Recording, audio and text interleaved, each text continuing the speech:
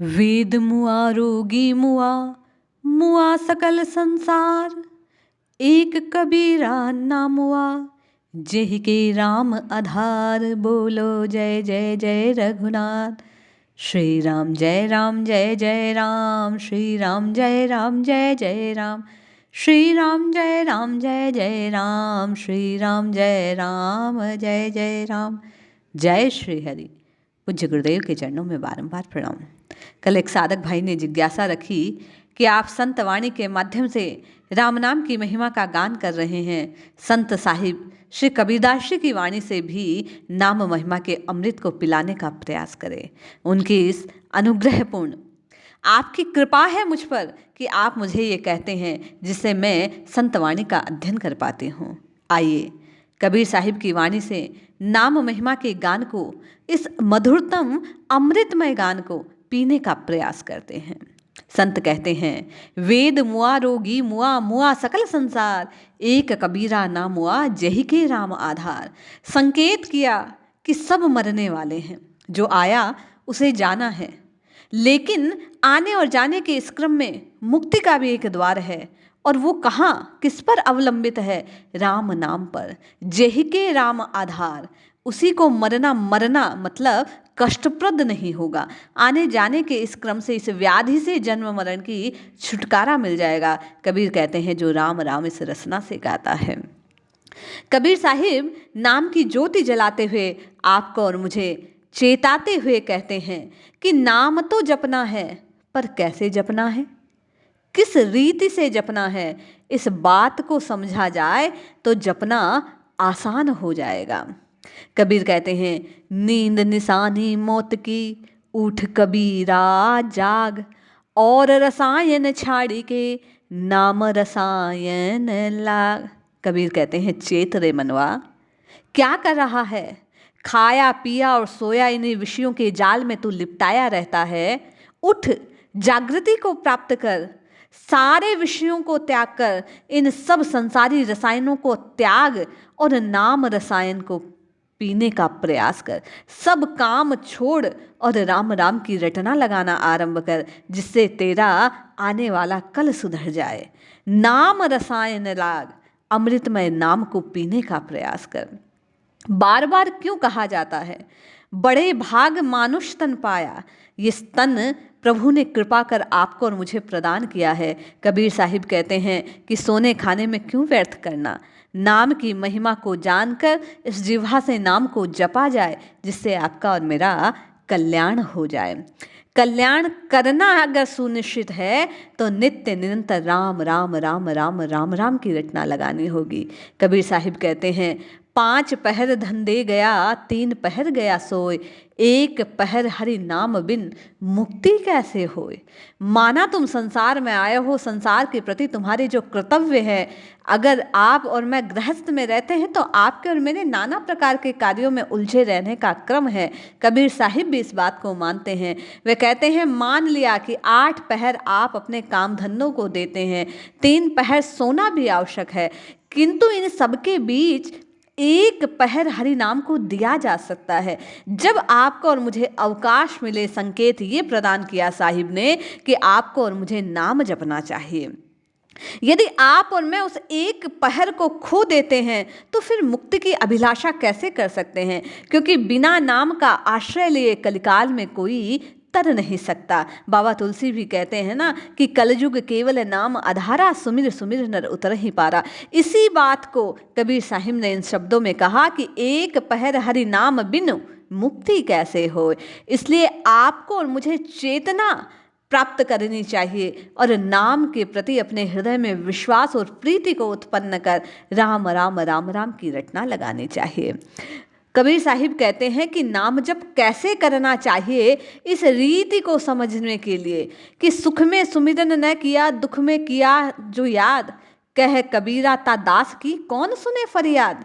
आप जब सुख में होते हैं तो इसी संसार में लगे रहते हैं, लिपटे रहते हैं, और जब दुख आता है तो प्रभु शरण की ओर जाने का प्रयास करते हैं। कबीरदास जी कहते हैं, उस दास की प्रार्थना कौन सुनेगा।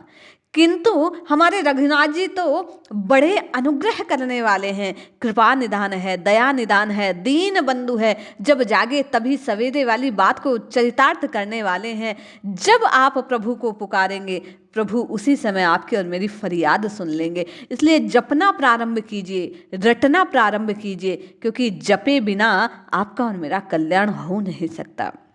संत कबीर कहते हैं, कबीर माला मन ही की और संसारी भीख, माला फेरे हरि मिले गले रहट के देख।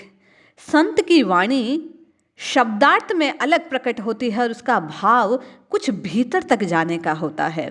शब्दों को देखा जाए तो इस दोहे में कहा गया कि माला तो मन की होनी चाहिए, बाकी लोक दिखावा है। अगर माला फेरने से ईश्वर मिलता तो रहट जो है उसके गले को देख, कितनी बार घूमती है माला के समान वो, किंतु कोई लाभ नहीं होता। कहने का तात्पर्य यहाँ भाव यह है साधकों कि जीव को कैसे माला जपनी चाहिए, इस बात का भी उसे ज्ञान होना चाहिए, भान होना चाहिए।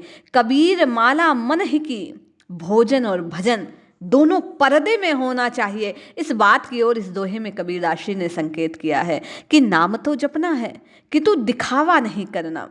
आपकी और मेरी पीड़ा क्या है, सत्य सत्य कह देती हूँ कि एक माला जपते हैं, 2 दिन जपते हैं, 4 दिन जपते हैं और कहना गाना आरंभ कर देते हैं, फला फला चरित्र पढ़ा, फला फला ऐसे किया। ये आपके साथ नहीं, सबके साथ होता है प्रारंभिक अवस्था में। ये गाना गलत है। कबीरदास जी कह रहे हैं, कबीर माला मन ही की और संसारी भीख, बाकी सब तो लोक दिखावा है। जो कुछ करना है, प्रभु का जो सुमिरन करना है, नाम जपना है, वो हृदय में गो के रखना है, क्योंकि ये सबसे बड़ा धन है, अमृत के समान है। और अमृत तो छिपा कर रखा जाता है, सबके सामने प्रकट नहीं किया जाता है, क्योंकि ये भय रहता है कि प्रकट हो गया तो सब लेने को दौड़ेंगे, उसे छीन लेंगे। इसलिए कबीरदास जी कहते हैं, इस नाम की महिमा को जानकर मन ही मन माला जपने का प्रयास करना चाहिए। माला फेरत जुग भया, फिरा न मन का फेर, कर का मन का डार दे, मन का फेर। अब जब नाम जपना प्रारंभ करते हैं, कुछ समय बाद ये जिज्ञासा रहती है कि इतने दिनों से जप रहे हैं, कोई लाभ नहीं हो रहा। कबीरदास जी कहते हैं, माला फेरत जुग भया, फिरा न मन का फेर।